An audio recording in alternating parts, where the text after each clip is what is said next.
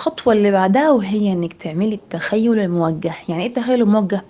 يعني تقى تتخيل نفسها كده وهي ان شاء الله نجحت وجابت النتيجة او في الاول دخلت الامتحان، وبعد ما دخلت الامتحان الحمد لله عرفت تحل، والحمد لله ربنا فتح عليها، والحمد لله اتيسرت وما كانتش صعبة ابدا.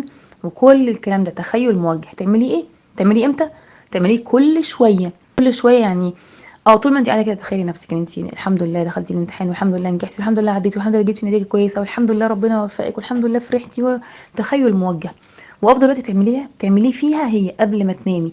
وفي حاجه مهمه جدا وانت بتتخيلي التخيل الموجه انك نجحتي وفزتي، ما تنسيش تتخيلي المعوقات اللي هتقابلك في الطريق، وازاي هتتغلبي عليها، وازاي هتعديها، وازاي ربنا هيعينك ويقويكي عليها، وازاي هتستعيني بربنا وربنا سبحانه وتعالى هيفتح عليكي ويرزقك ويهبك ويعفو عنك ويعطيكي ان شاء الله رب العالمين. وكل الكلام بقى اللي قلناه في الخطوتين اللي فاتوا.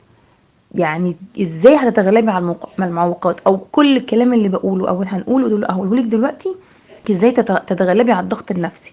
فوانتي بتتخيلي التخيل الموجه ان انت نجحتي الحمد لله وعديتي والامتحان جه سهل وباذن الله جبتي الدرجه اللي انت عايزاها وهتدخلي الكليه اللي انت بتحبيها ونفسك فيها، تخيلي المعوقات اللي هتواجهك وازاي هتتغلبي عليها وتعديها. فبالتالي لما باذن الله تكوني استعنتي بربنا سبحانه وتعالى زي ما قلت لك في بدايه الفويس، والخطوه اللي بعدها والخطوه دي، ان شاء الله كده احنا ماشيين في خطوات ان احنا بنهدي عن نفسنا الضغط النفسي.